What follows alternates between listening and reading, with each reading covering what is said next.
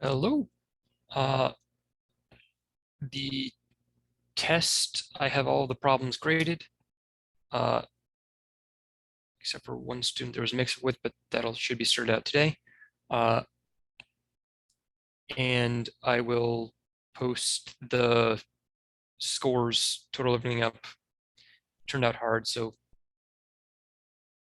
adjust it a little bit and post the scores today. But you can see what you did on all the problems now. There is a homework that is due approximately now, and I will post the solutions today, and another homework set which will be due Monday of next week.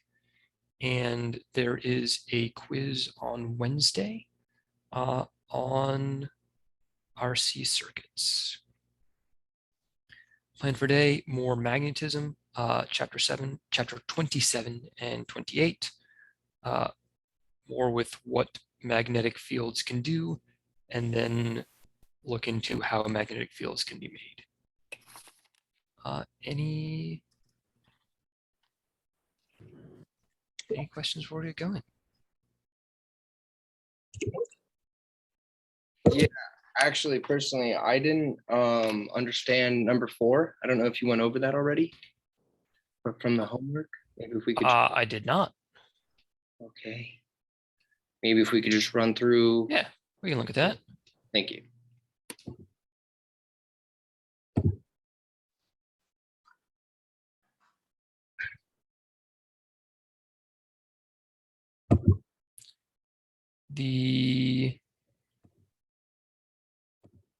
Oh, yeah, the capacitor one. Yeah. Yes. Oh, wait, that's last week's. Um. Wrong homework. Yeah. No. Homework 5, number 4. Homework 5, number 4. Yes. Kirchhoff's. Yeah. All right. Yeah, that one has Kirchhoff's problems are tricky. So yeah, looking at the very least go through the setup on that.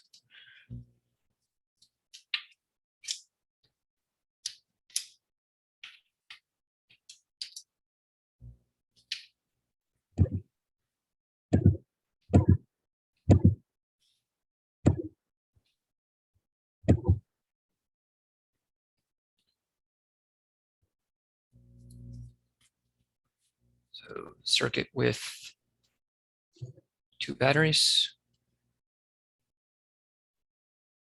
and 3 resistors.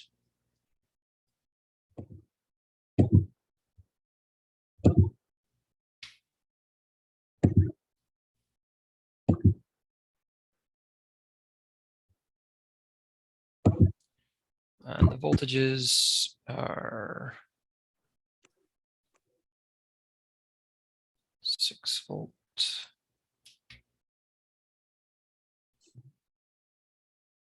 10 volt, 6 volt. And the resistance is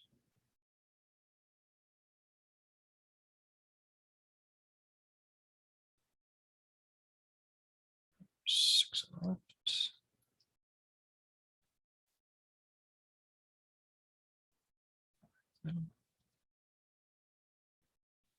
And 8 on the right. So there's more than one way to define what the current directions are. So just picking what I like. Have our first current just be what flows up to the battery.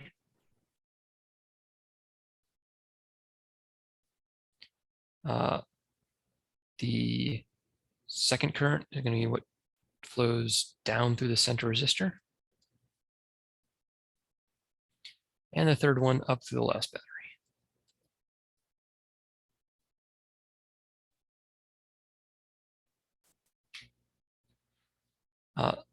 So it might be that these directions are wrong, but it feels like a good guess.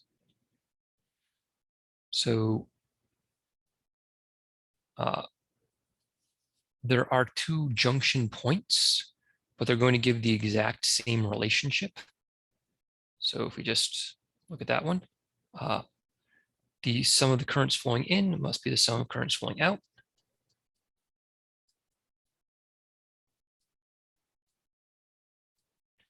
So I1 plus I3 equals I2. And for the loops,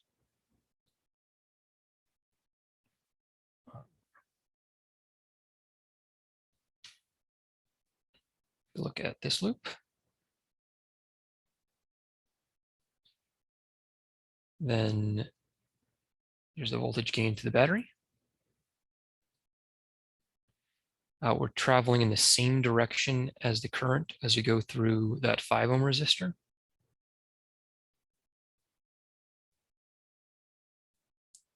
And the same direction as the current going through the 6 ohm resistor.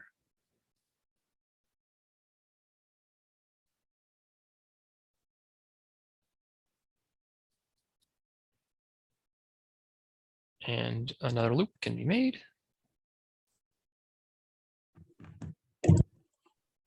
Where you go through the 6 ohm, 6 volt jump.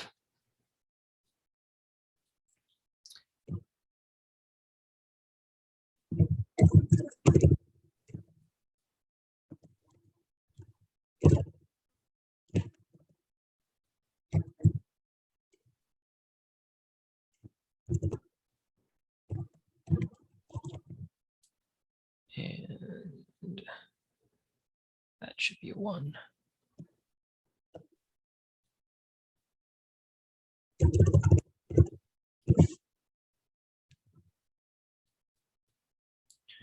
So 3 equations, 3 unknowns.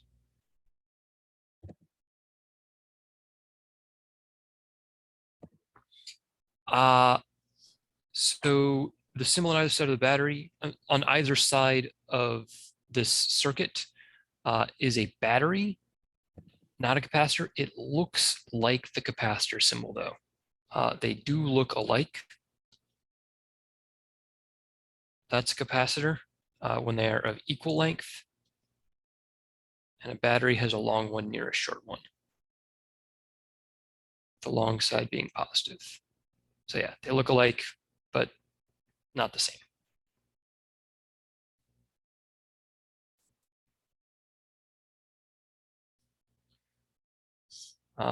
And I'll post how these solve out with the answers, but this is the setup. So from here, it's just algebraically manipulating these. Okay. Well, thank you for doing that. I appreciate it. Sure.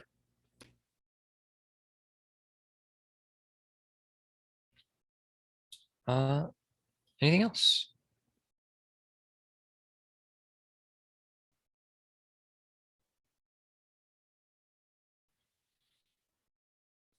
All right.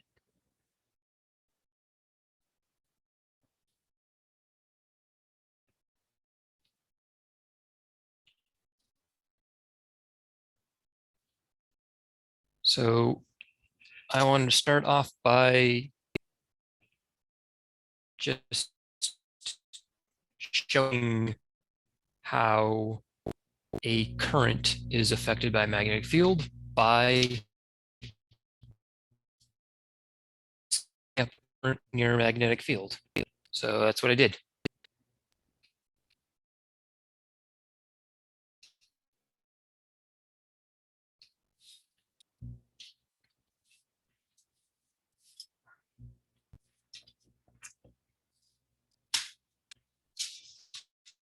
All right.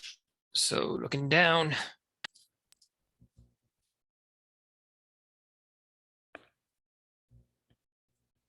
so this is a pretty simple circuit. There is a battery pack. It functions like one 6-volt battery. This little thingy here is just to hold up the wire for now. Over here, I have just some magnets sticking to each other. And really that's it. So if I complete the circuit,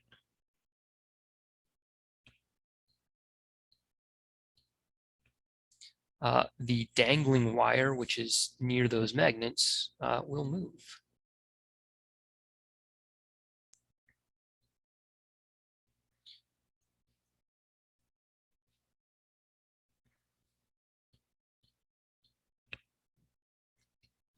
See the white wire kick?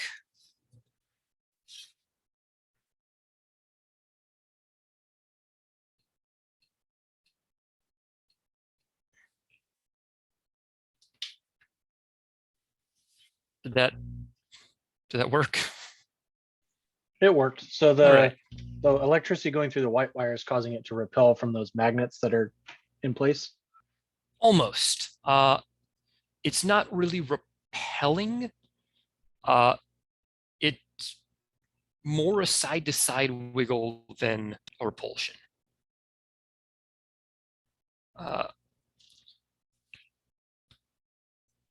But yes, so to sketch what's going on.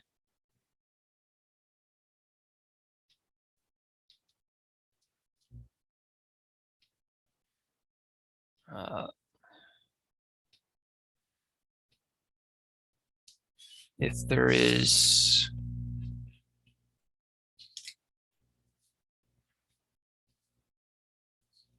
the wire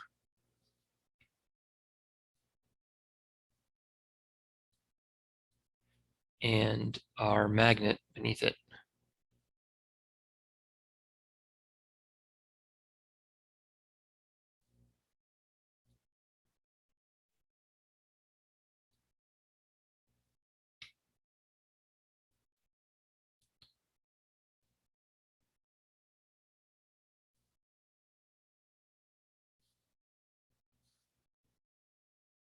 Now, there is some wrapping around the magnetic field off on the sides.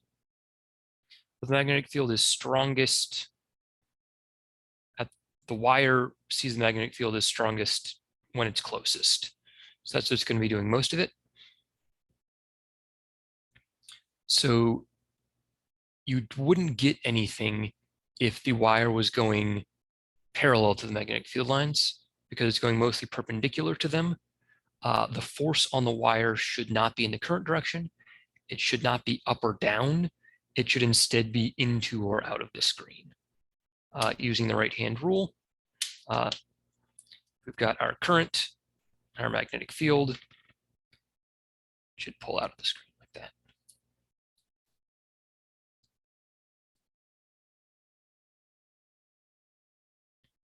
So if I just complete the circuit, it wiggles, and then if I break the circuit, it goes back to where it was hanging.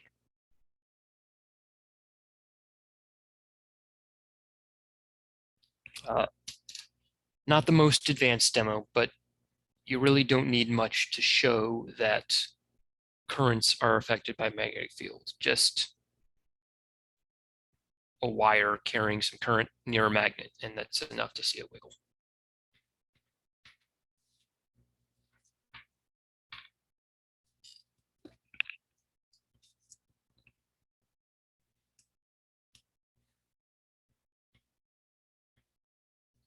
All right.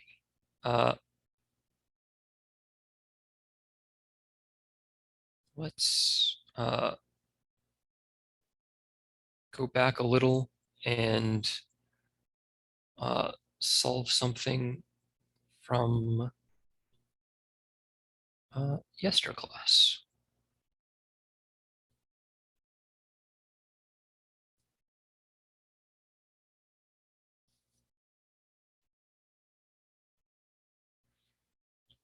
So looking back to our aurora, if we have the sun and the earth, should be farther, should be smaller, and particles that travel towards it. The Earth's magnetic field definitely varies with location, And as you get closer to the Earth, it becomes stronger.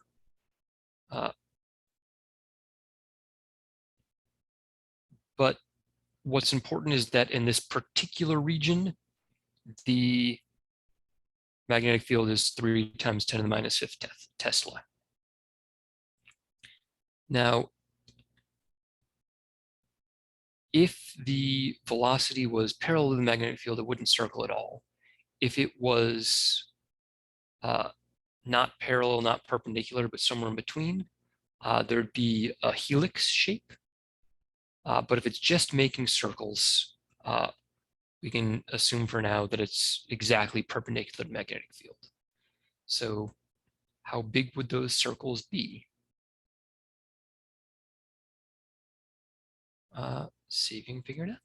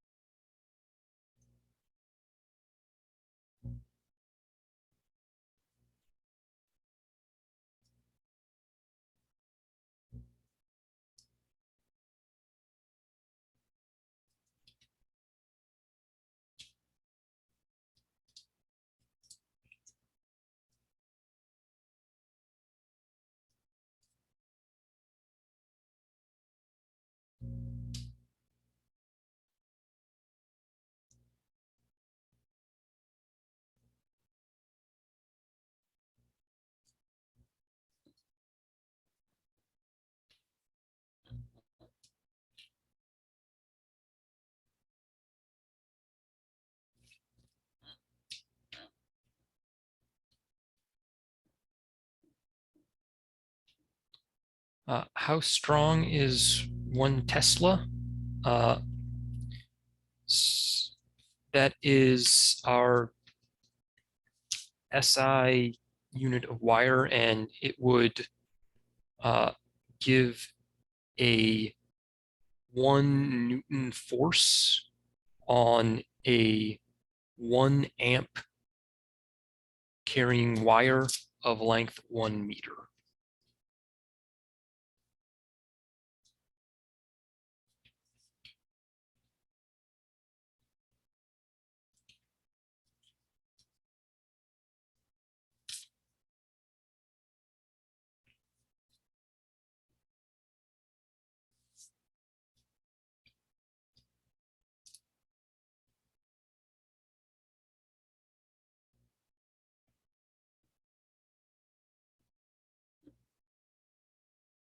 So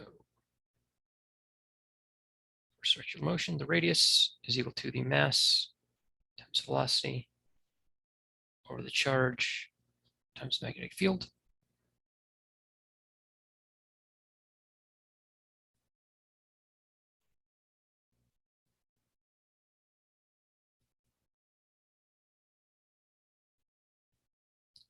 mass. Our speed is 400,000 meters per second.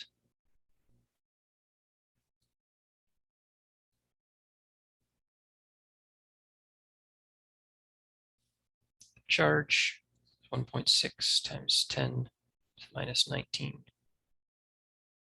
coulombs, and the magnetic field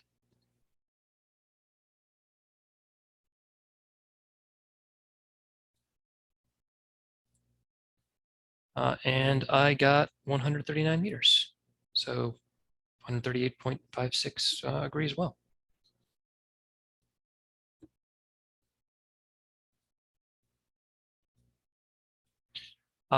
For, I guess, a more qualitative, how strong is 1 Tesla? Compared to Earth's magnetic field, it's a lot. But making a 1 Tesla magnetic field in a lab setting is entirely doable. You can get tens of Teslas, but stable magnetic fields of lots and lots of much more than that are difficult. So it's an achievable magnetic field. Earth's magnetic field is just not all that strong.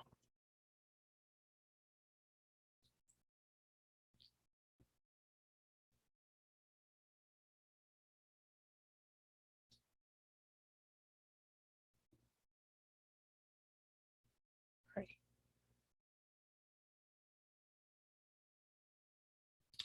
And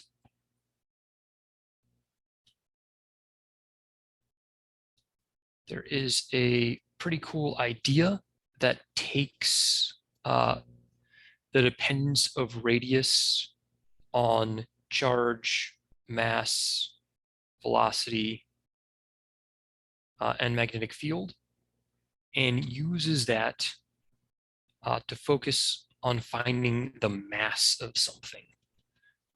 So this is a mass spectrometer.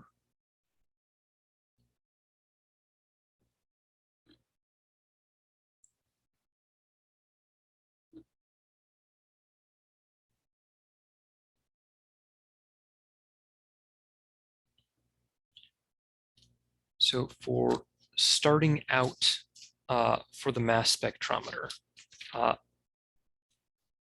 the velocity affects the radius of curvature of something in a magnetic field. Things that are going faster, everything else being equal, will make larger circles. So a way of dealing with that is actually what we had in a problem before, where you could have a magnetic field and an electric field. So we've got a stream of particles.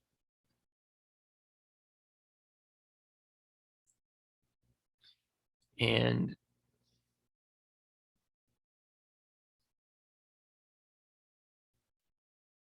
make them flow between some charged plates like a capacitor.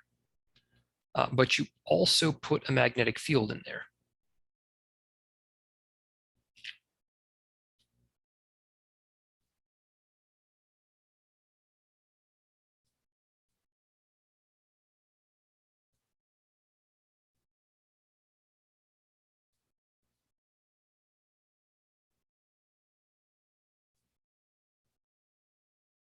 And you arrange it so that the force from the magnetic field is going to be in the opposite direction as the force from the electric field.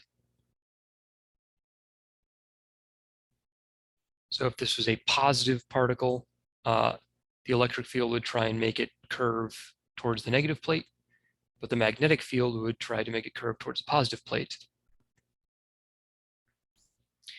And there is a speed where those forces will balance out, because the faster you are, the more strong the magnetic field affects, but the electric field is independent of speed. So there's a single particular speed that would travel through here in a straight line.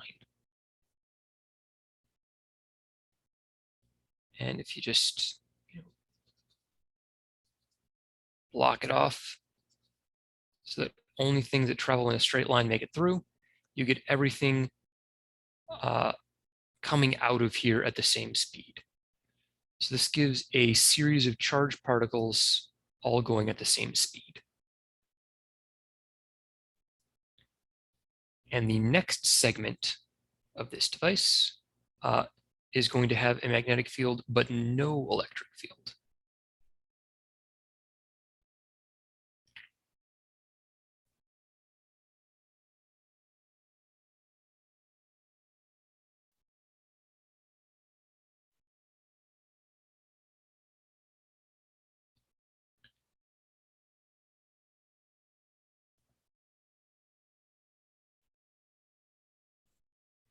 So right-hand rule, our velocity, our magnetic field, and our force is going to be downwards.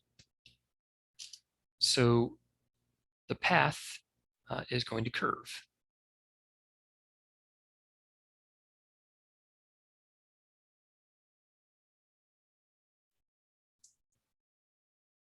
But something with a greater mass is harder to change the path of. Given the same force, will it get less acceleration? So a larger mass particle would hit farther out. So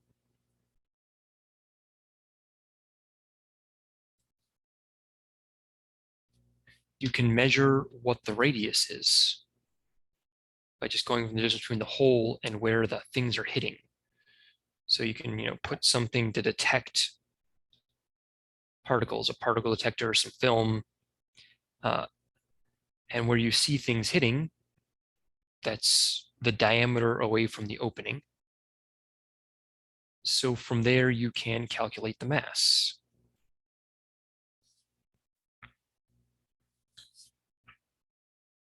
Because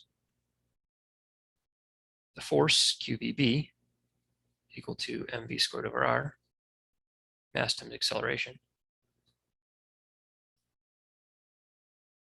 where v squared over r is centripetal acceleration. So the radius is equal to QV B R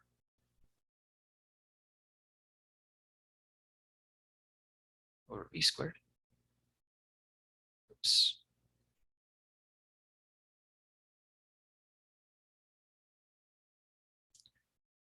I'm sorry, the mass is what we're trying to isolate for. So isolating for the mass,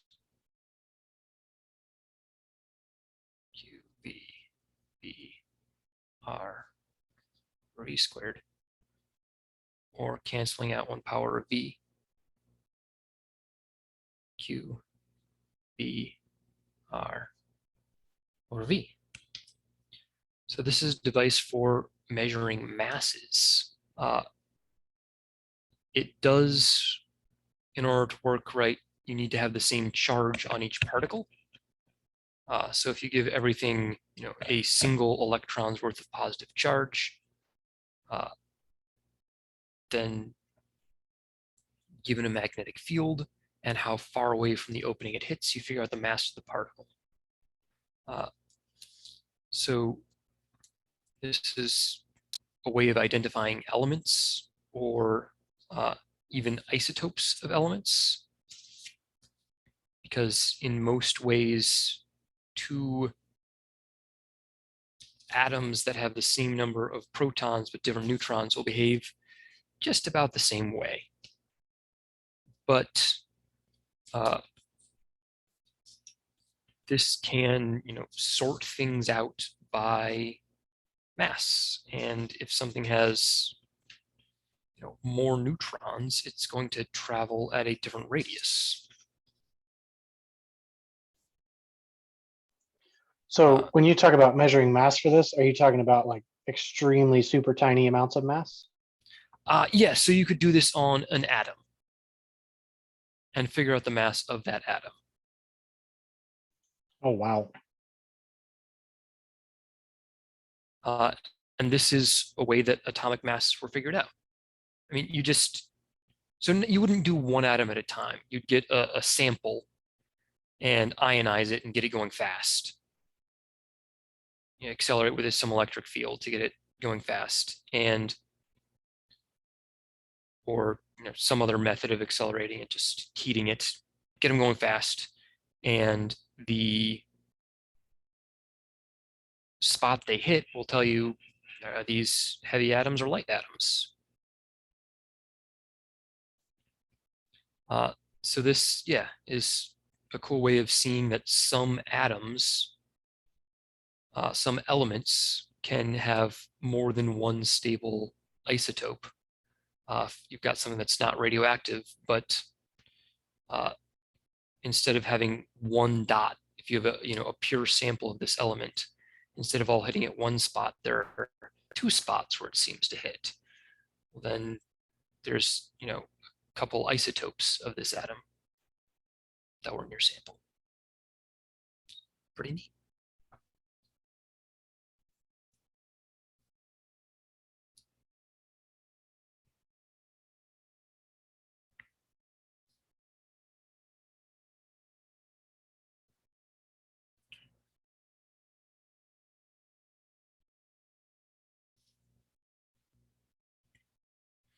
So if there is a wire in a magnetic field, and it's not perfectly aligned with magnetic field, there's going to be some force. But a loop will be different. So we've got a magnetic field.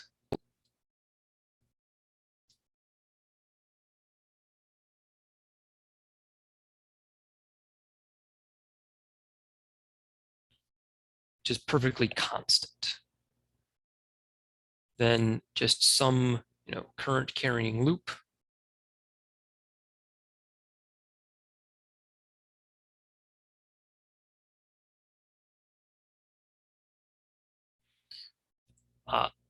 Isn't going to get a net force from this,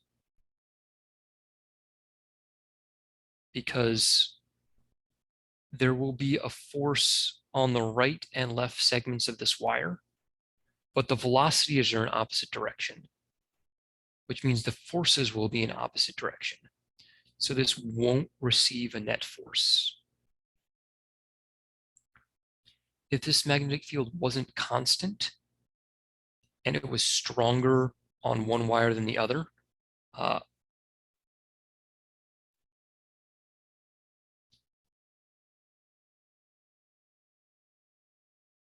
something like this.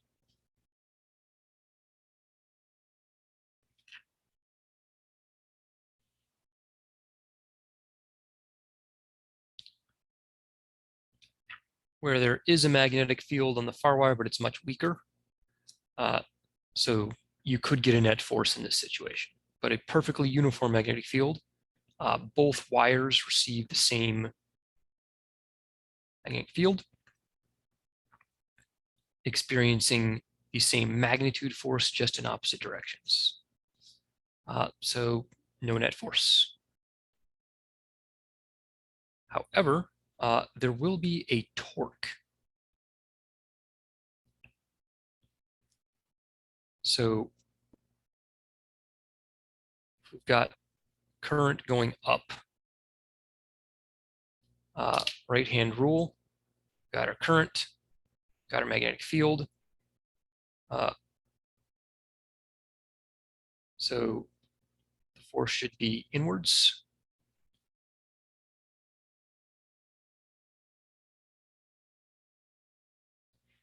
And on the other side, current going down, magnetic field going that way. So the force should be outwards.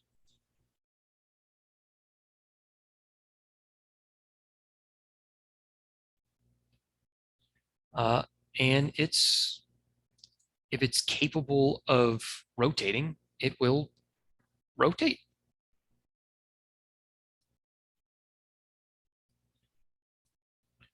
So our torque.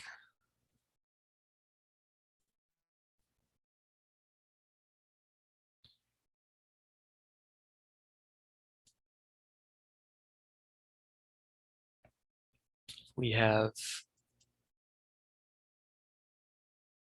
the size of this rectangular loop as A, B.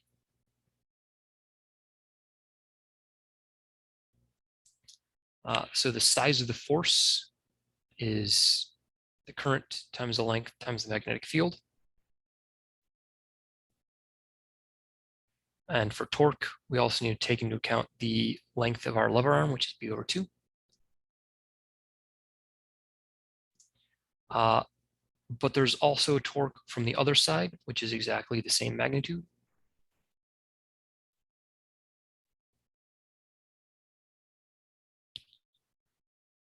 So these add together to make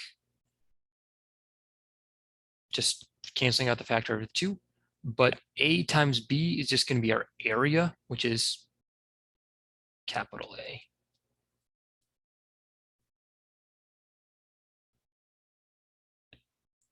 So the current times the area of the loop times the magnetic field. If instead of a single loop, this was a coil, you just throw in an N for how many loops the coil has. So it's just each loop has current flowing through it. It's just multiplied by how many times it spools around.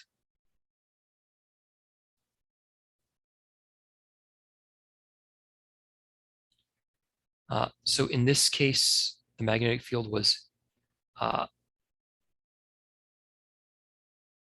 going along the current, so perpendicular to a normal vector.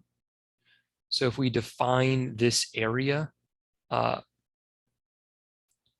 by a normal vector to it, it would be perpendicular to it.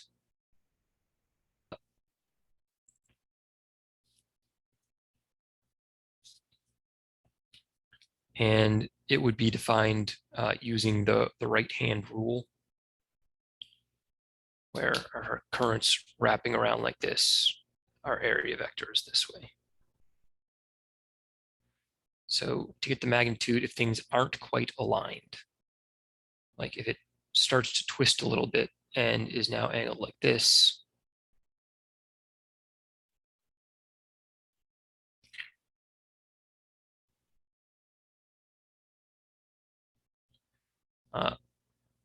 the equation for the magnetic torque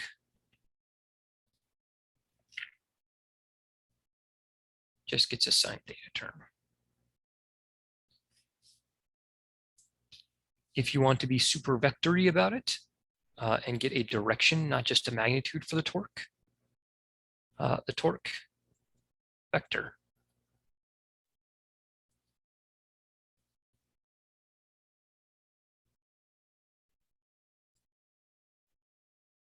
depends on the cross product of which way the loop is facing times the magnetic field. So if the current's going around like this, the A vector is going to point this way with my thumb.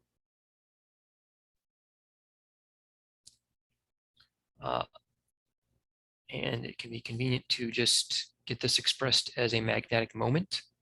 So this here is like how much magnetic interaction that loop has, which we can define to be magnetic moment, which gets a mu.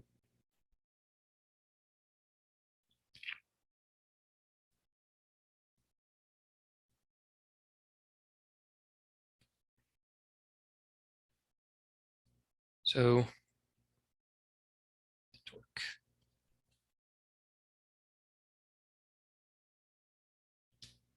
is mu cross B.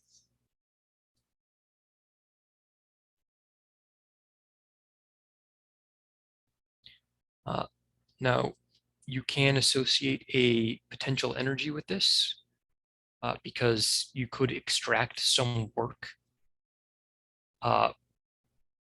If something is experiencing a torque and it's sweeping through an angle, that can get work done. And it being at different spots will have different energies associated with them. So the potential energy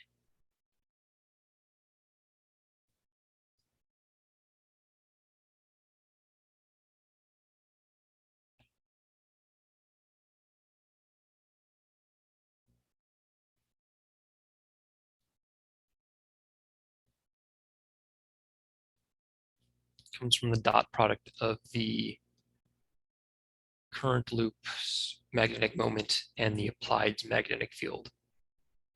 So it will, twist. And if it's already in the location that it would be twisted to, then that's going to be its lowest energy state. And 180 degrees off from that would be the highest energy state with the most potential energy.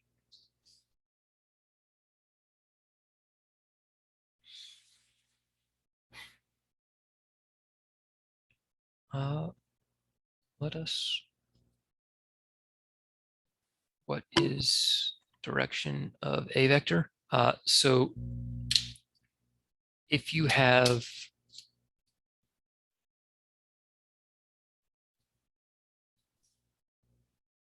a current loop,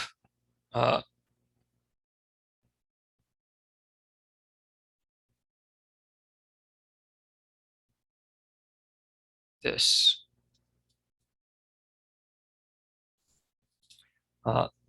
then you can right-hand rule it.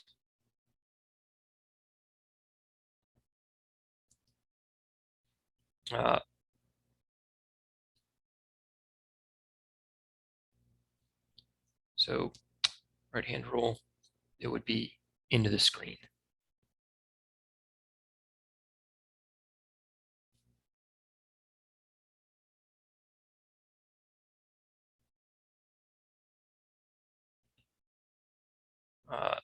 To top-down view our loop, if we had current going up this side towards us now,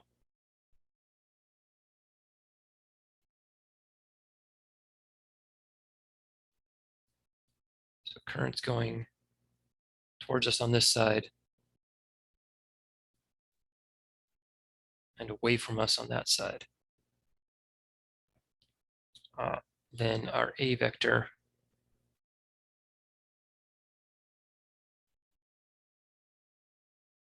is going to be this way, again, by right-hand rule. So if your fingers make the path of the current, then the thumb of your right hand points in the vector. So because the current's always going, it doesn't always go in the same direction, or else it wouldn't be a loop. In order to define which way it points, we've got the right hand rule. I just have a question about the first step of the derivation. So like, I have in my head like torque is R cross F and torque is I alpha. Like, what are you using here? Oh, RF. So this is the force. So the force on a magnetic field is the current flowing through the wire times the length of the wire times the magnetic field. And the R is how far from our central axis that force is being applied. So it's not going to be the full length of that loop. It's just going to be from the middle to the edge. So width over 2. This is R cross F. Okay. Yeah, so that's ILB, right? IAB. It's like that's the formula we learned. Yeah, where Yeah. A is the length. So and we could use length and width if you prefer. Okay, that makes more sense. I just didn't see where all that stuff like came from. Yeah, that's fair. That's totally understandable. And seeing that A and B are both variables that this uses later, maybe length and width would have been better choices.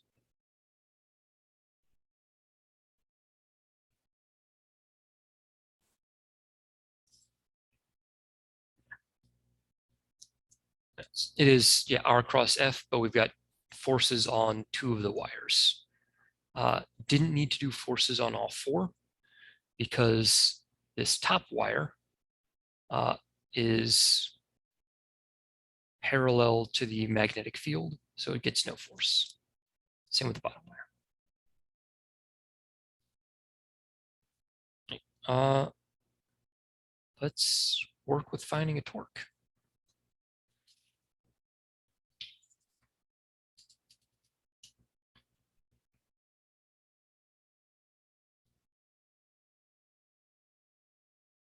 So I've got a coil of wires.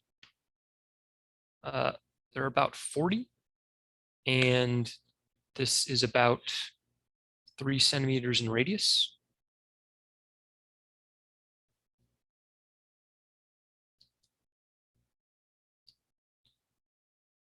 So if I put 2 amps through this and had it in a half Tesla magnetic field, how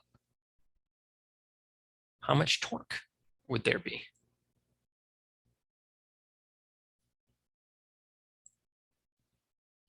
So for the setup, we just have that way,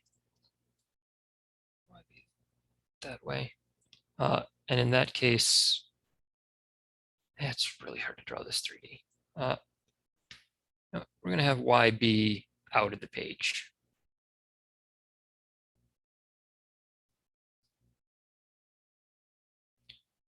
So Y can come as, and there's the loop. So from this perspective, the current is going clockwise. And our magnetic field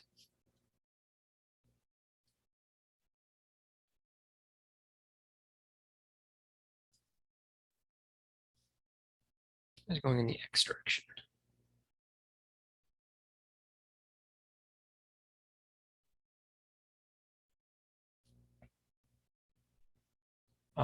And Z would be this way for what it matters. So what will the torque be? And remember, torque is a vector.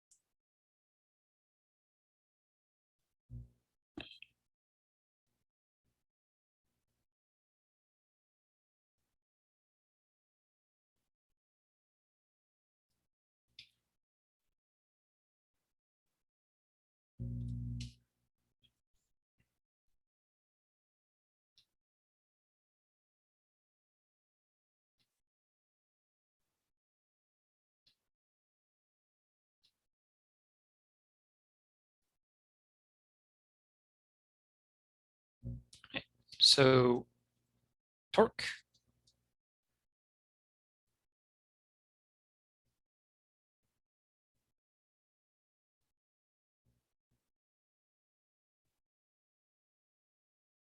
Vector. Going to be number of turns times your current. Area vector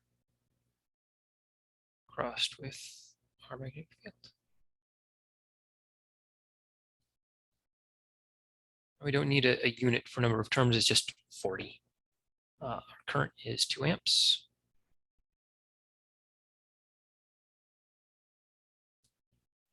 For our area, pi r squared.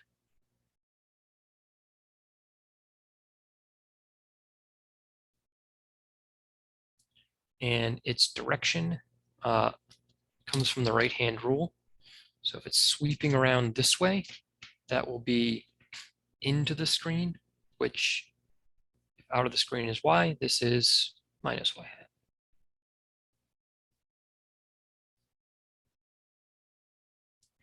And our magnetic field is 0.5 Teslas EX.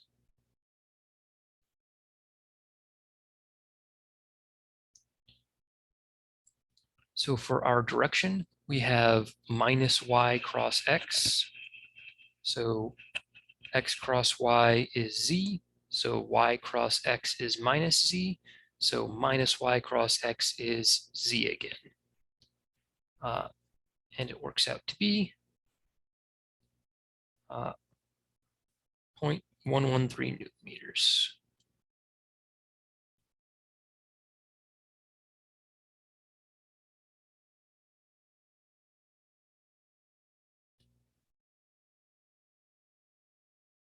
So that would be the torque.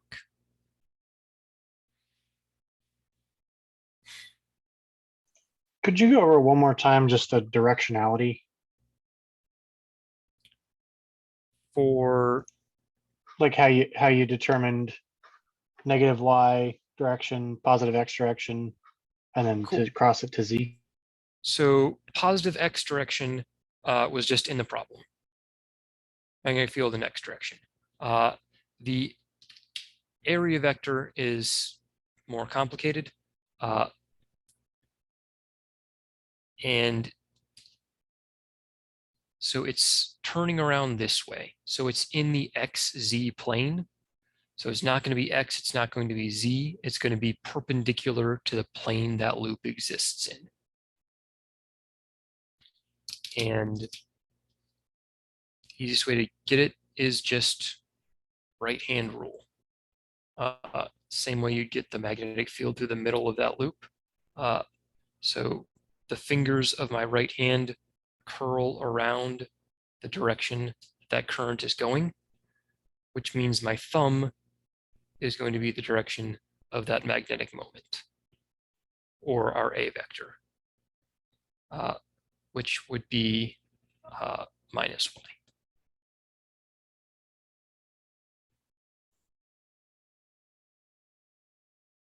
So minus y is into the page, right? Yes, Okay.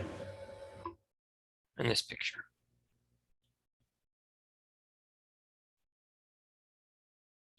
It's not always, it's just in this coordinate system, positive y was out of the page, so minus y is in the page.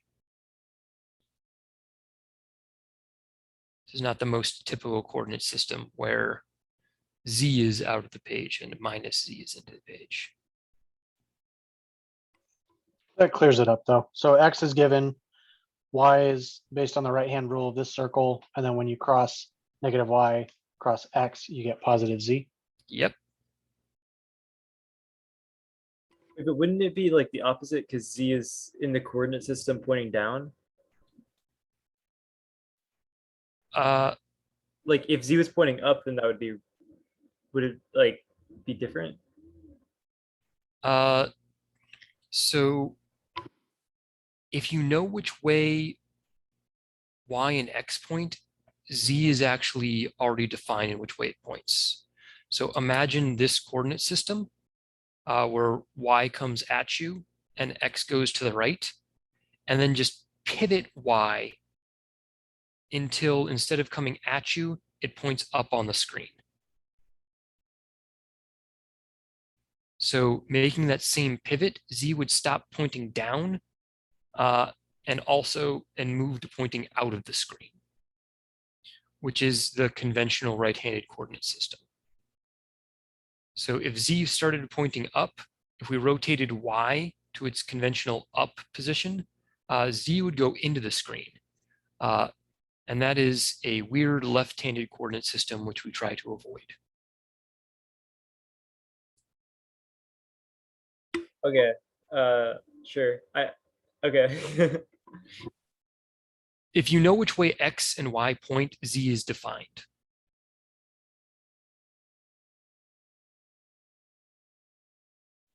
So to put it a different way,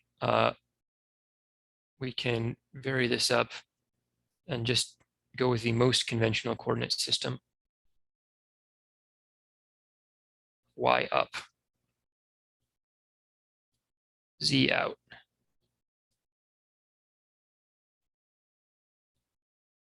And plus Z. So this is a bit more familiar.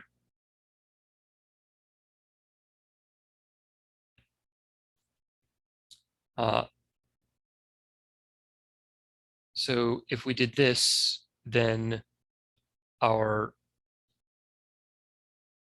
we'd now have minus Z cross X.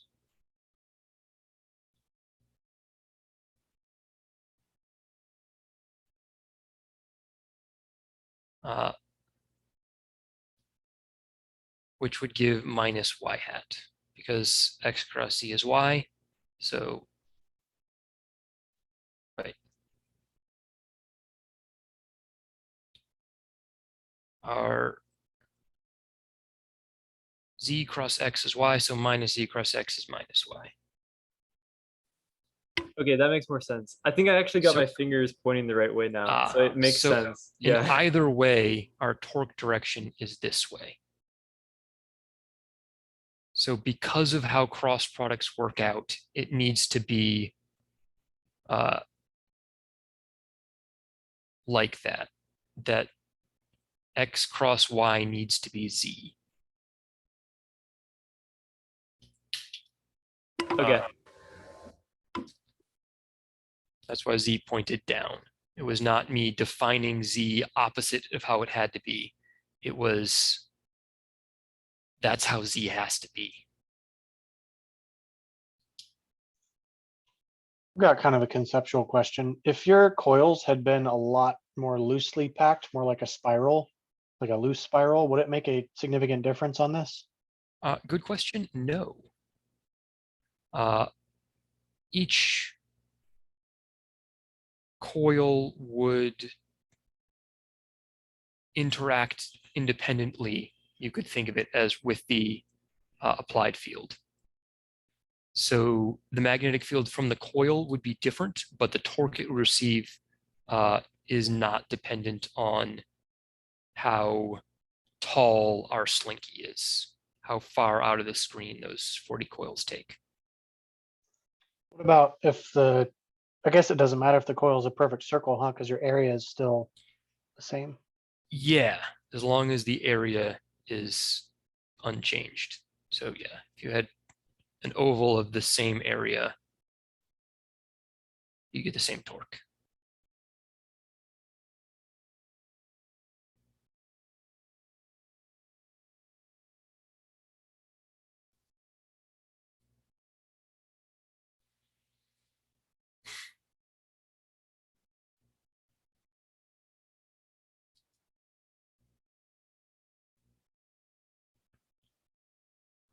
Alrighty. We might come back to 27 if we have more time, but there's quite a lot to do with magnets. So let's get to the magnetic field that you get from just a wire. So if there's a wire,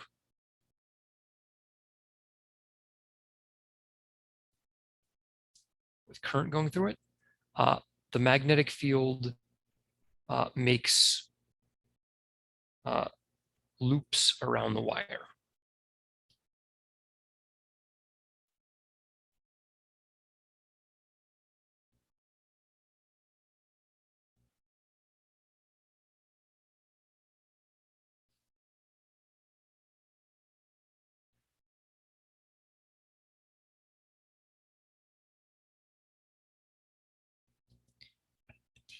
It is stronger closer to the wire and weaker farther from the wire. It actually works out to be directly proportional to the length of the wire. I'm sorry, to the distance. No, inversely proportional to the distance, given the wire is long enough.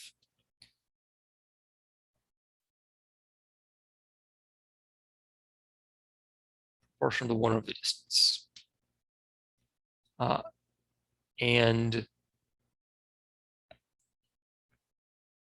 in order to make this work, we just need some sort of a proportionality constant, which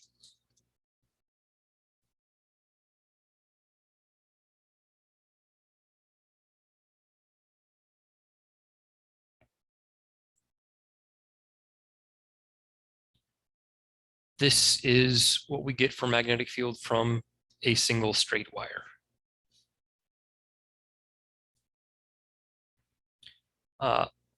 So we had epsilon naught before, which had to do with how electric fields could travel through space. Now we have mu naught, which has the fun name, permeability of free space.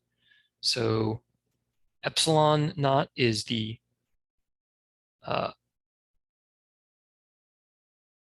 we got the Permittivity, right? permittivity and the permeability.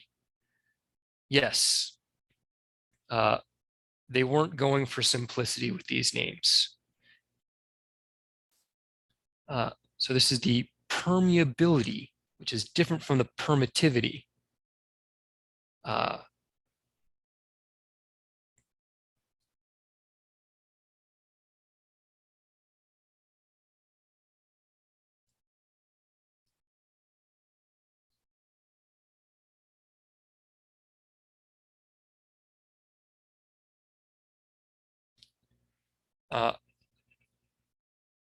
It's how well magnetic fields can travel out through space. Just like epsilon naught determines how much electric fields you get from a charge. And for its value,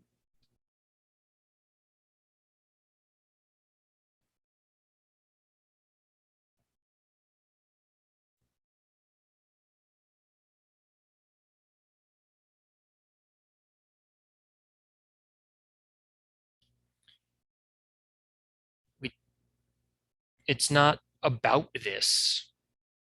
It is this.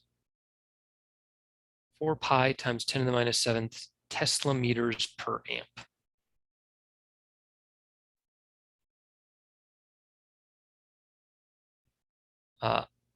Which kind of weird. Instead of having to, have some long, weird measured thing, it's just 4 pi times 10 to the minus 7, not 4 pi-ish times 10 to the minus 7, 4 pi times 10 to the minus 7. For this fundamental constant.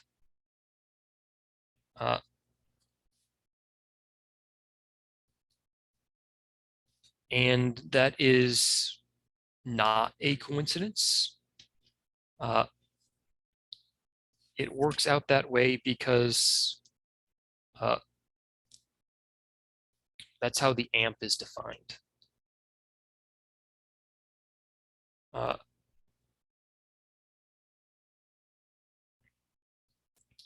So the constant was defined and the amp was defined so that working together, you could, have two wires and figure out their forces interacting with each other, and you get 1 Newton if you set things up just right. So in order to make this mu naught constant be 4 pi times 10 to the minus 7, an amp is the current that you get that two long wires 1 meter apart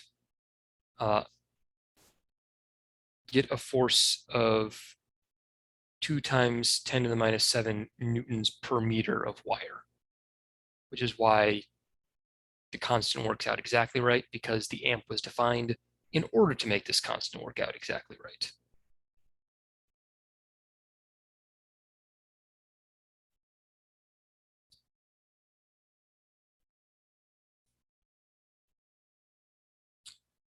But it does seem strange that we had to get this far in order to find out what everything was based on, that it's on magnetism.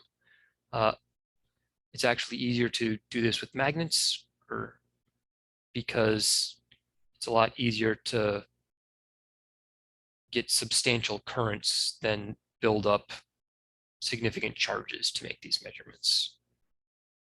So it's the amp that is the base, just due to ease of setting up the measurements.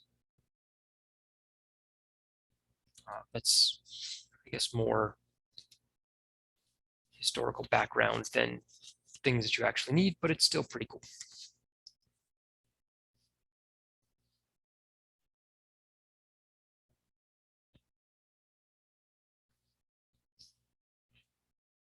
So if we have two wires near each other,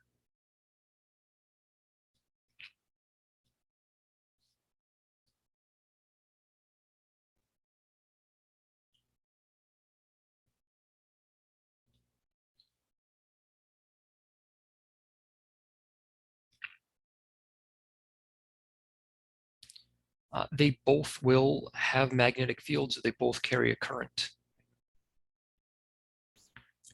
But to figure out the force that they're going to exert on each other, we only really need to look at the magnetic field of one of them.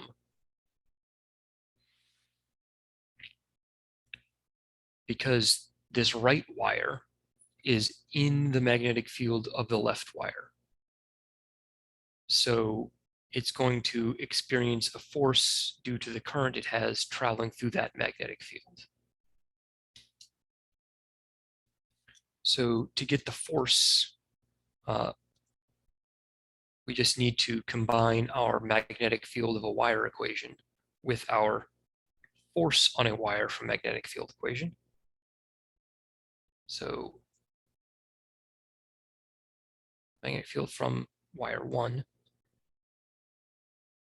is mu naught over 2 pi times its current divided by the distance between the wires. And our force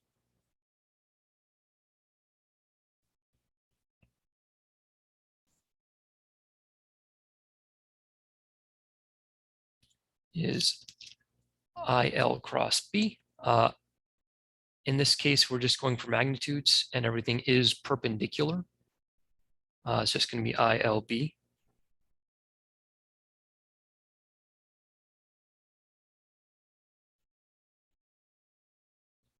So bringing it all together, the force is equal to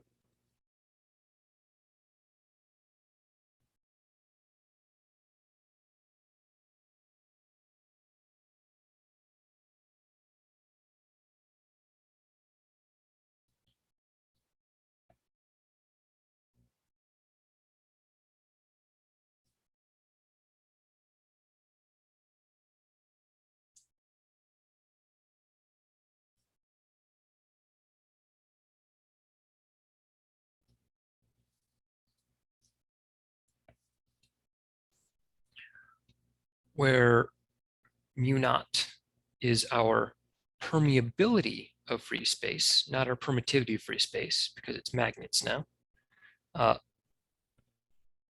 I1 and I2 are the two currents, so the product is what matters. R is the distance between them, and L is the length. So this works well for long parallel wires.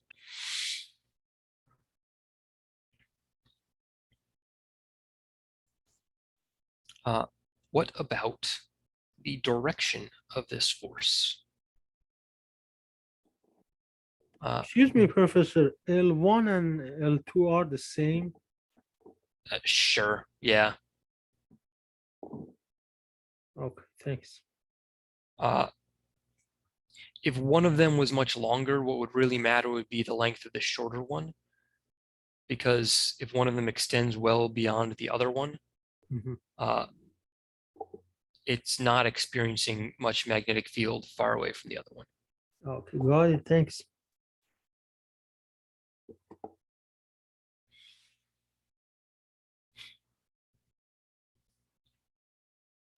So right-hand rule for magnetic field, if the currents are going up, loop around them like they're drawn in. So the magnetic field from the first wire at the right wire I2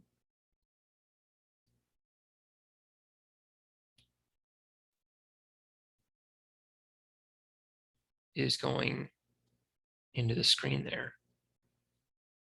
So right-hand rule again, right-hand rule to find the direction of magnetic field, then right-hand rule to use that direction to find the force. Current goes up, magnetic field into the screen. So the force is to the left.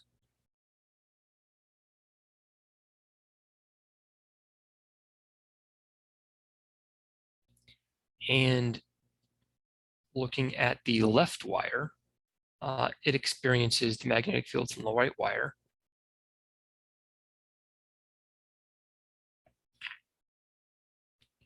Where it is, the magnetic field from that right wire is out of the screen.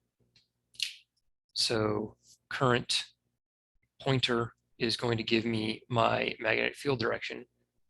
So that force is to the right.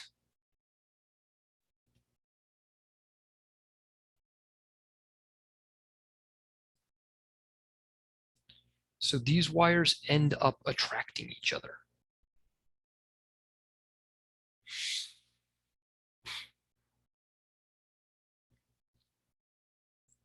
If their currents were in the opposite direction, the wires would repel each other.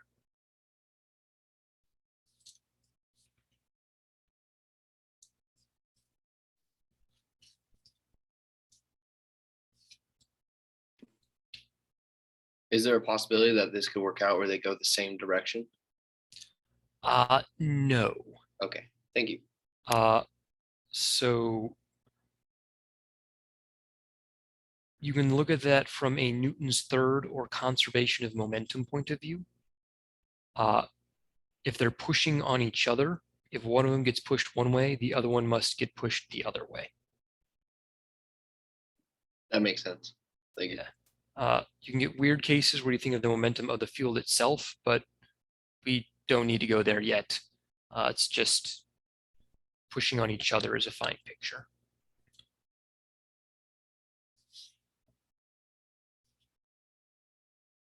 Good question.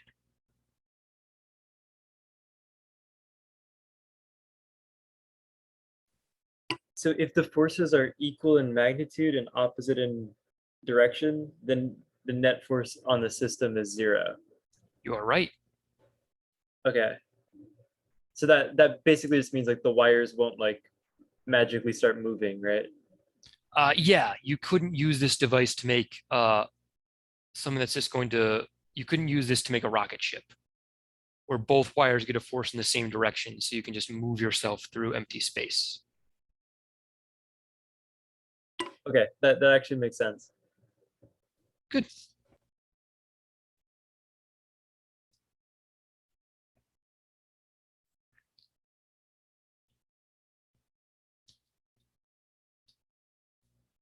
All right, so just practice plug and chug it. 2 wires, they're close to each other. They're both carrying a pretty substantial 3 amp current. what would the force per meter be on each of these wires?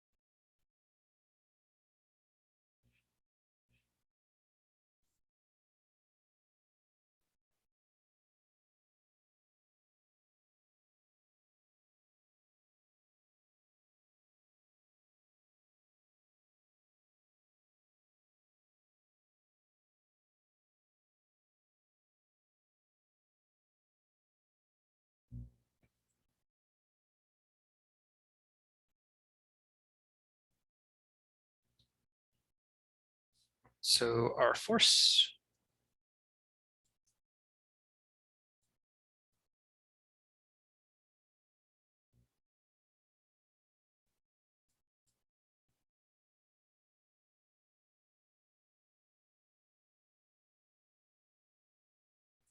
So if we're looking for the force per meter, we can just divide both sides by length, and that will give us our force per unit length or our force per meter.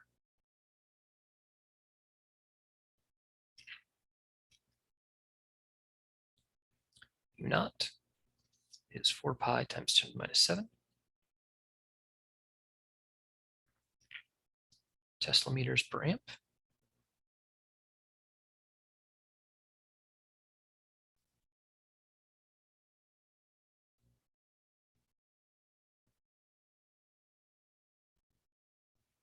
Our currents are 3 amps each.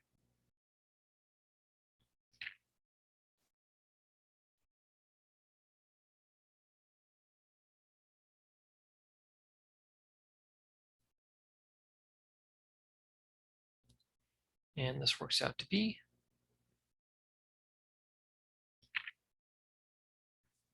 0.00018 newtons per meter.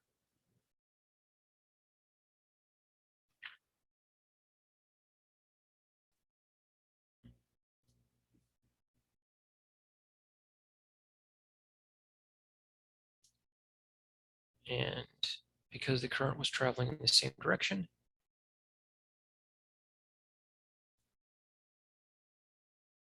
it will be attractive.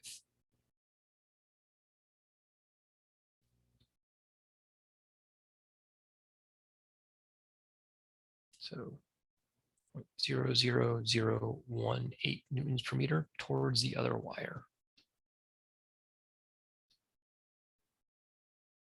Good on this one.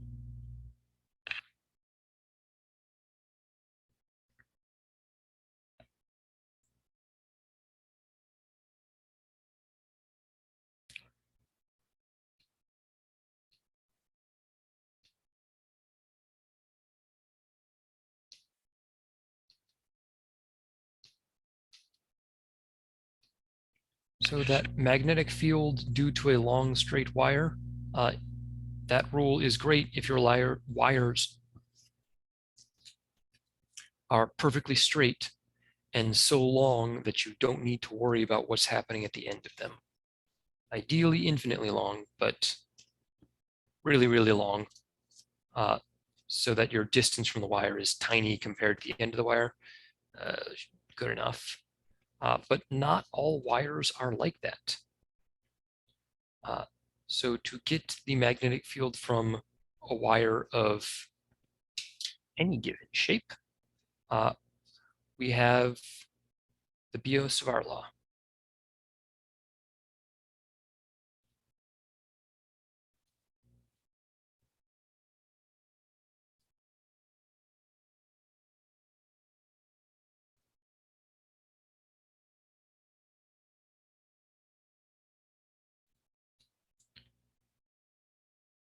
And it is not nearly as simple as what you get for a single wire. You need to integrate up how much magnetic field you get from each segment of the wire over the length of the wire, and that will give you the magnetic field from the wire as a whole. This process is not so different from integrating over a line charge, which need not be a straight line in order to get the electric field from some point near that line charge. This time, however, we've got a cross product thrown in. So the magnetic field from any given component of that wire, which will be the dB that is to be integrated over, is equal to mu naught times the current over 4 pi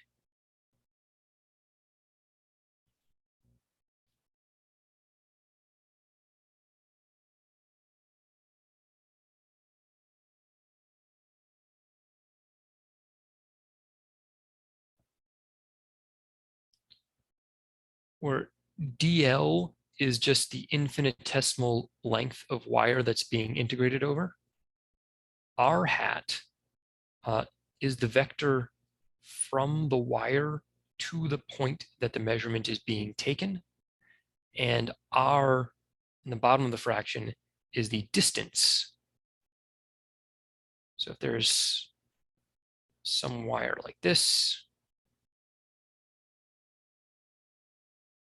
it's got a current flowing through it, and you want to know what the magnetic field is there, you just look at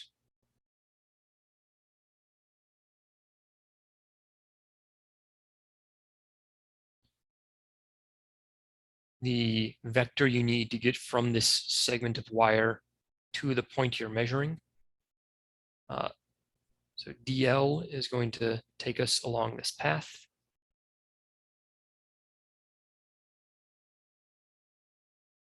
And R hat is just the direction of that R vector.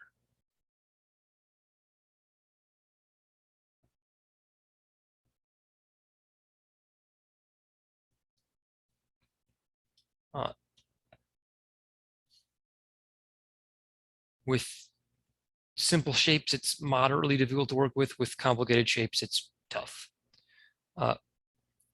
If you just want the magnitude of it, this cross product gives a sine theta.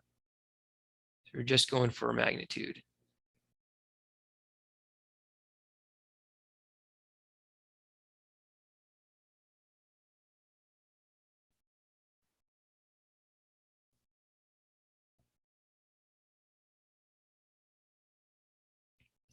That's what you get. Integrating over it this way is dangerous because you could sometimes get different directions at different points along the wire with some partial cancellation. So adding up the magnitudes doesn't necessarily give you the final magnitude. it should be done as a vector. Or at least should be done as a vector if they're going to be different directions of magnetic field, which can't happen. So just integrating over it. So integrating over dB is just going to give us B, our magnetic field.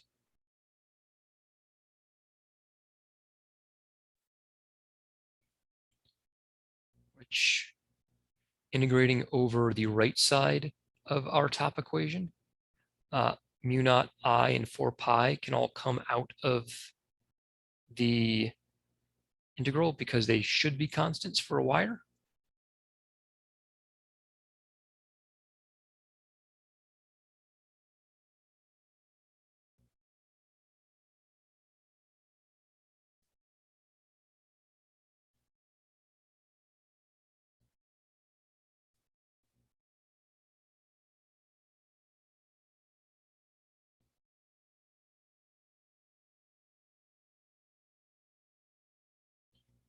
But the rest of it needs to stay in the integral. So it's a lot like the infinitesimal form of Coulomb's law. Even has the 1 over r squared, but there's a cross product which we don't see with just electrostatics.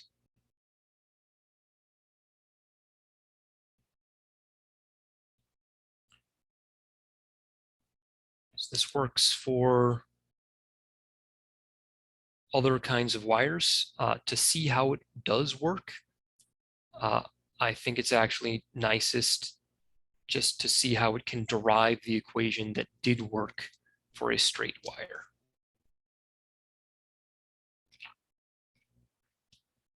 So, very long wire.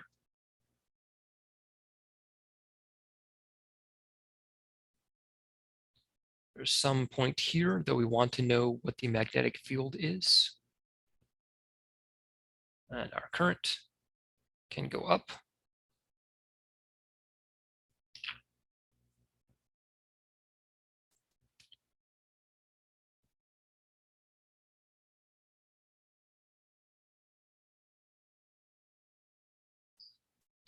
So for our DL segment that we're currently integrating over,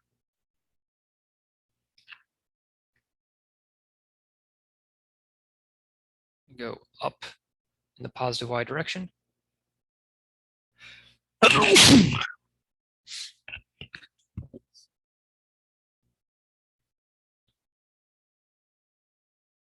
So the vector from the point of the wire we're currently considering to the point where we're making our magnetic field measurement is r. And capital R can be our distance from the wire.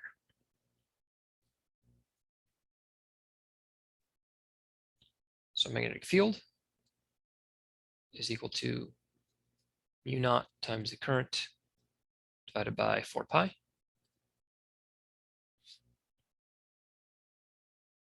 Times the integral. So our DL is just dy because we're moving in the y direction.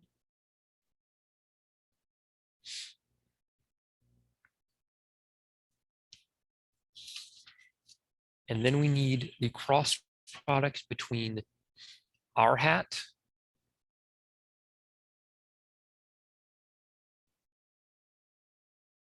and y hat.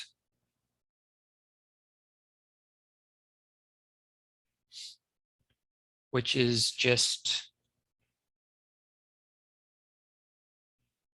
the sine of the angle between them.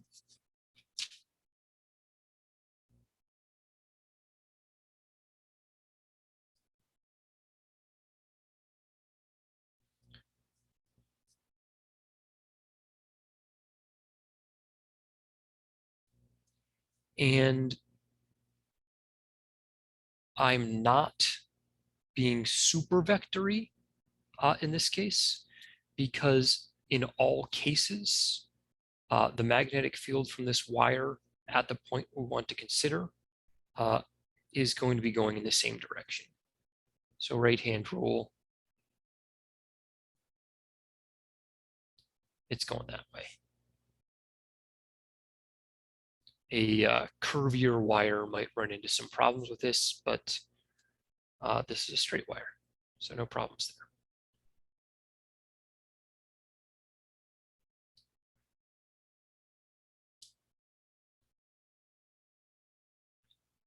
there. This can be used, you can use trigonometry methods because we're going from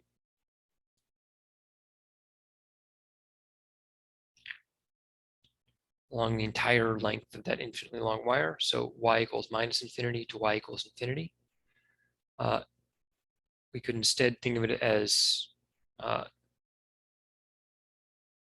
going over an angle.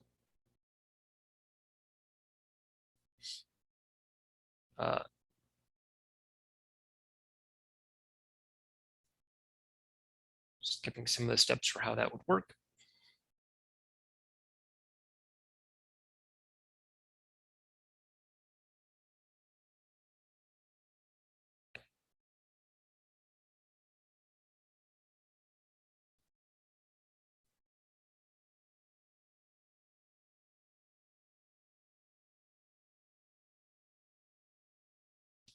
Integrating from theta to pi.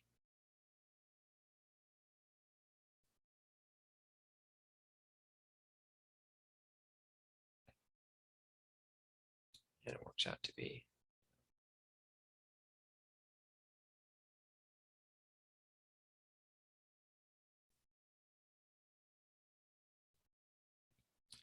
we can't just pull this sine theta out of this integral because it is dependent on y. So this also could be written, if you want it as an integral, just in terms of y.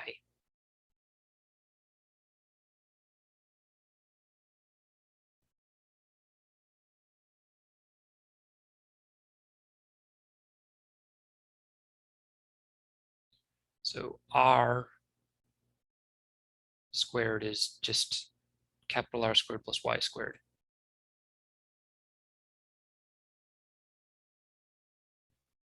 And the sine of that angle is opposite over hypotenuse. So r over little r.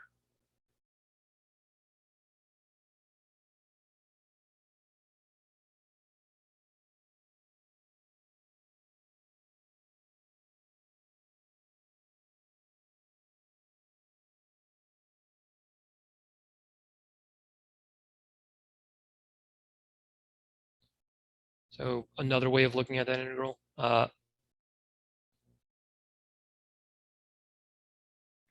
it works out if you want to grind the numbers.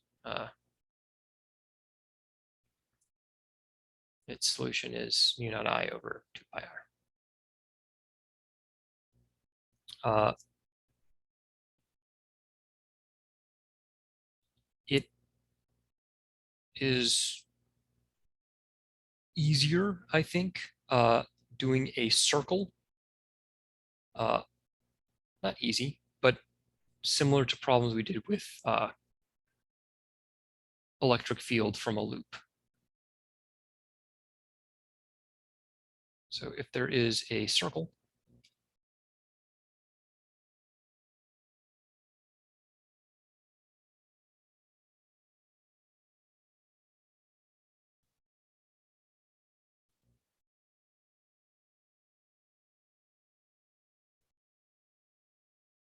there's some point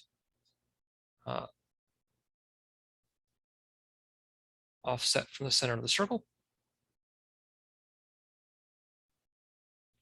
And there's going to be a current flowing around this loop.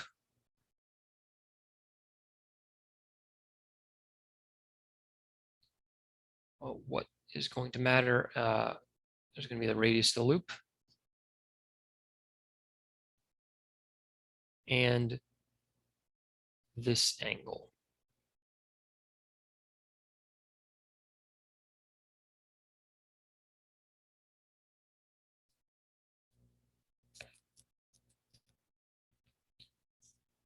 Now, the vectors matter a bit more here because the magnetic field is going to get different contributions at different points. So at a right angle to our R vector, we get our magnetic field contribution.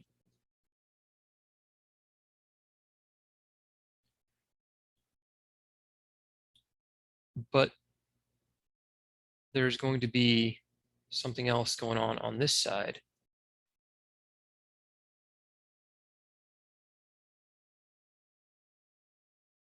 Which is going to give a magnetic field which has the same X component, but opposite Y or Z components. So it's only that part that ends up mattering. Everything else is going to cancel out due to symmetry.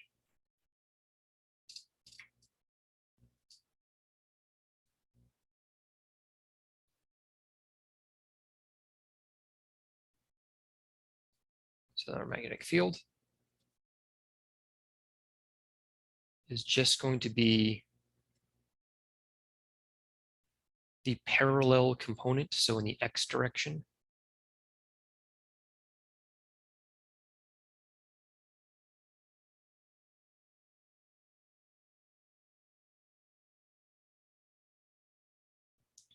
So it's going to be the integral over the magnetic field, but we only need the cosine of theta because it's only the X components that are going to survive.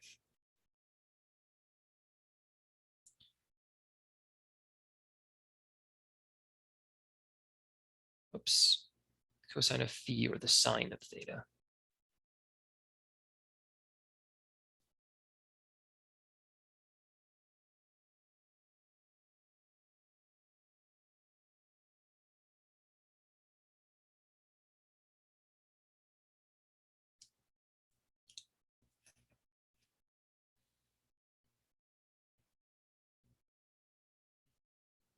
So our magnetic field.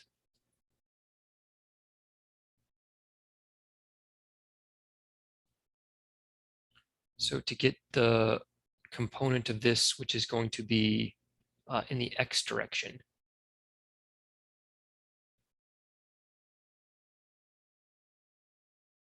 it's just going to be in the same ratio as the triangle that made it.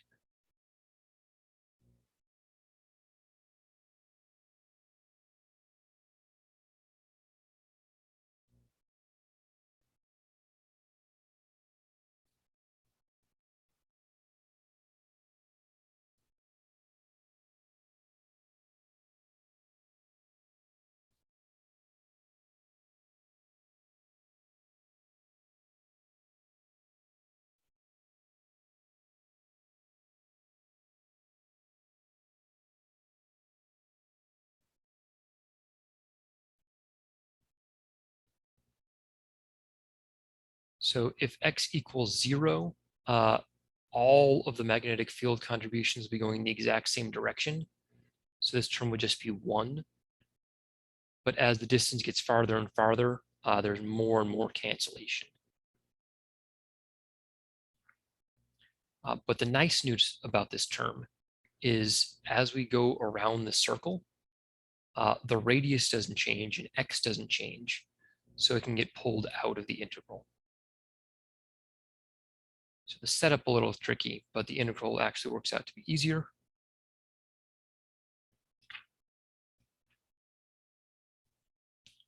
U naught I over 4 pi. And then we're going to integrate over dB. We're going to integrate over the length.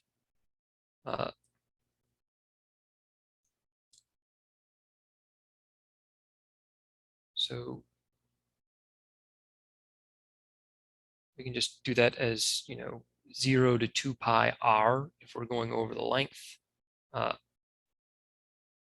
And we have r over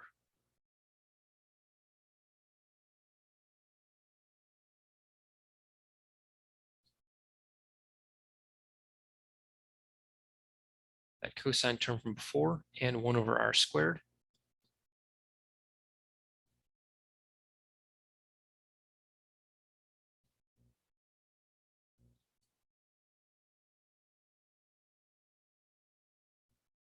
Where the distance is the square root of r squared plus x squared to get lowercase r squared.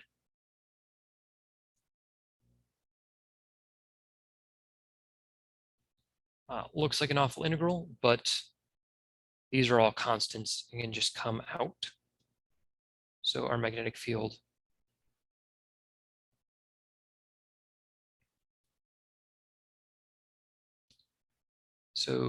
the integrating over this path is going to give 2 pi r.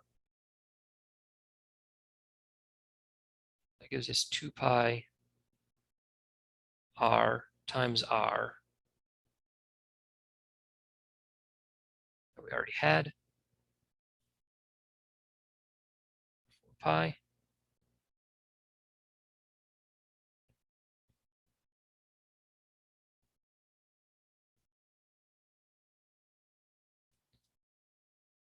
And this simplifies a little bit.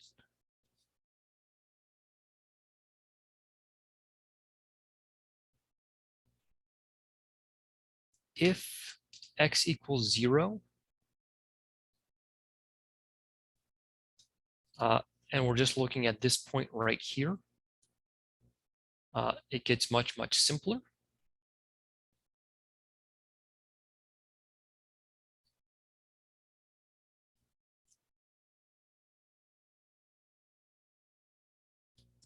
It's just mu naught I over 2r.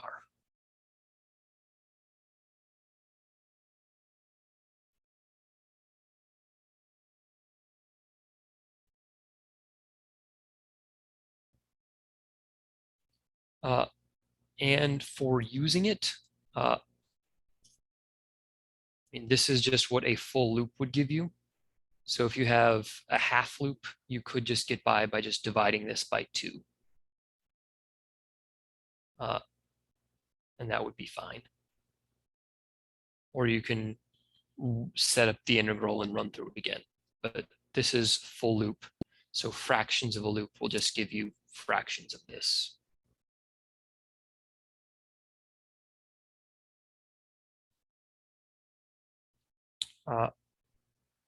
You can only divide it like that if it is a point in the center of the loop.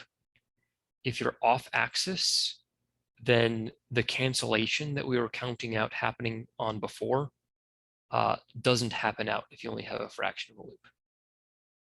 But in the middle of the loop, it's all in the same direction anyway.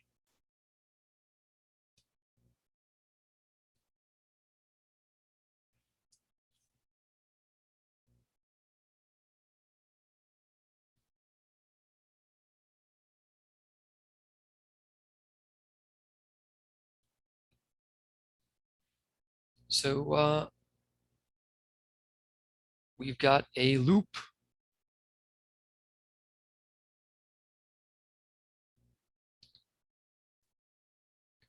And it has a 0.2 meter radius.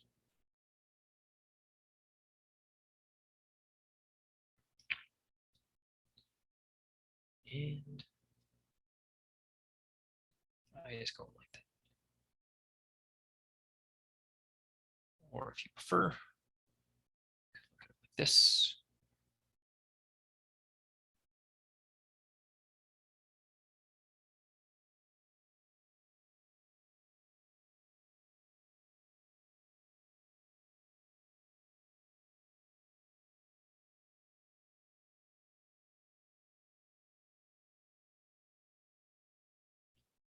Where it's going to the left in front and to the right in back.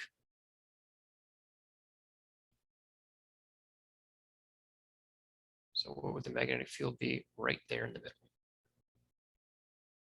Go for it.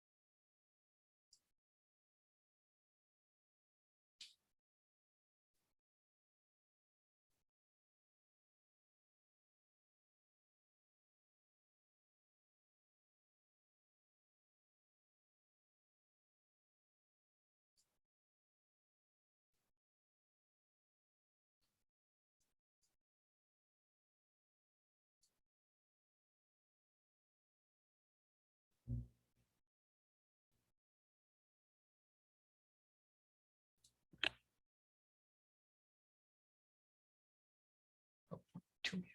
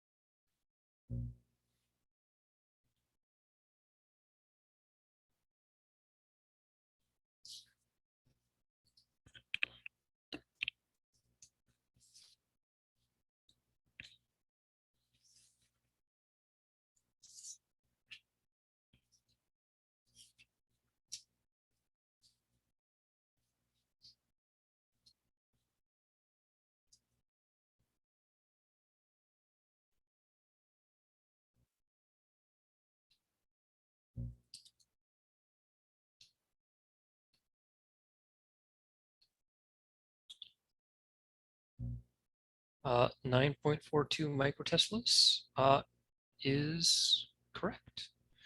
So starting off, we can just go for the direction. Right hand ruling it. Our current's going around this way. That is minus y. And for the magnitude, for the center of a loop, we can use the easy version.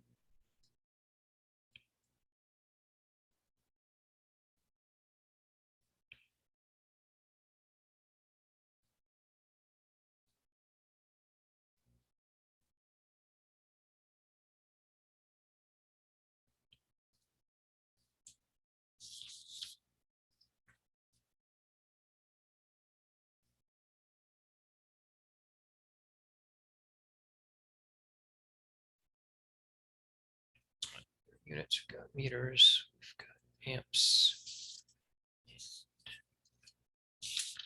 Not, we've got Tesla meters per amp. So meters cancels.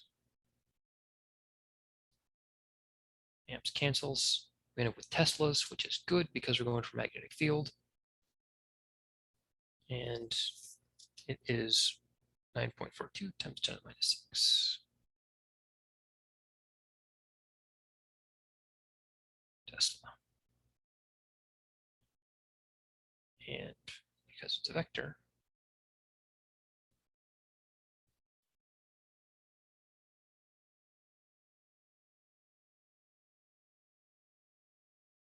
it's got a direction.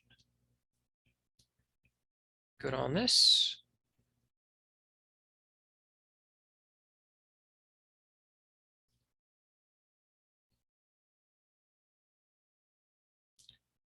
Won't be doing too many problems on this law because it's just tough to work with. The few important results are what we're going to mostly be working with: loop, line.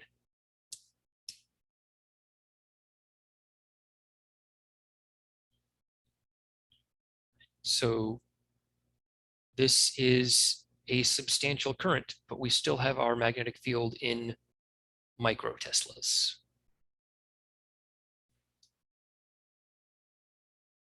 Good on this? Yes, thank you.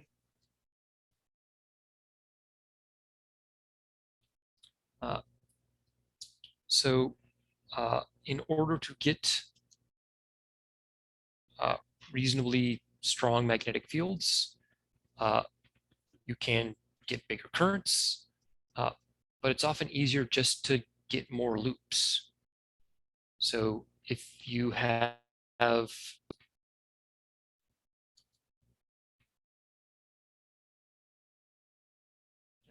1 amp going like that, cool. But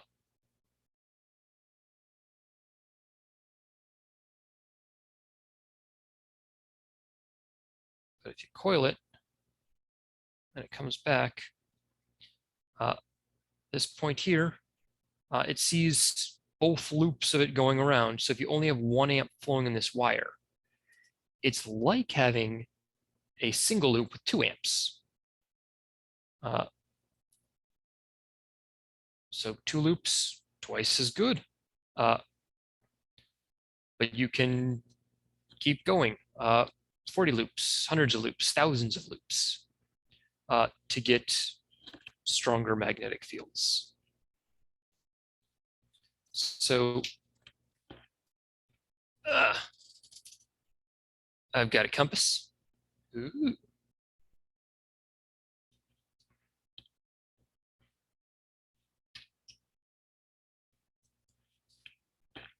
And a battery. And my thingo loops.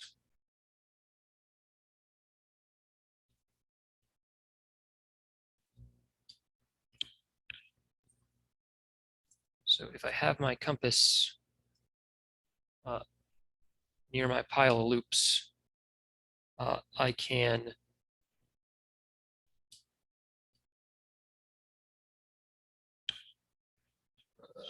or better turn down.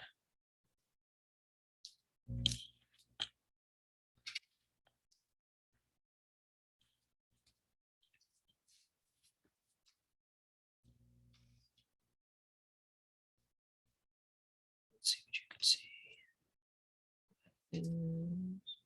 Cool. So if I connect my power supply,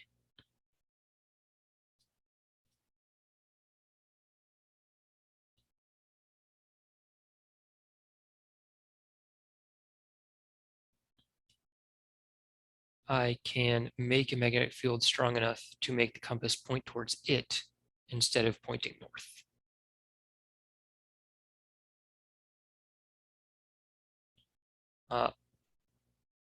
So any idea what would happen if I wire up my battery backwards?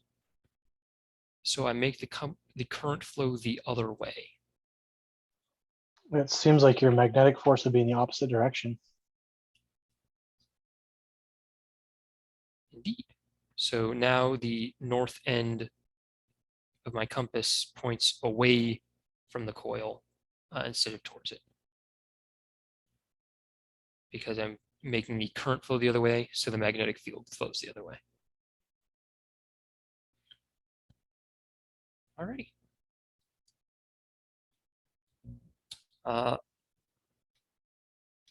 That shall be it for the day. But did I have the?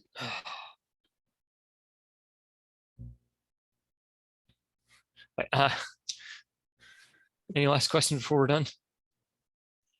So it seemed like you were saying a minute ago, from the theoretical standpoint, doubling the amperage is exactly as effective as making more loops. But when you practically make these things, it's probably, practically speaking, a little bit more difficult to just keep doubling the amperage, right? It's probably easier just to stretch the wire and make more loops. Yes. Yes, it's usually easier just to make more loops than to get, thousands of amps. Okay, gotcha. Absolutely. That's why people are stealing copper. There's just tons of loops. Yeah, everyone loves copper loops. It's not just loops. It's great for carrying current over long straight distances too. But for loops making magnetic fields, copper is good for that too. It's my second favorite type of loop right after fruit.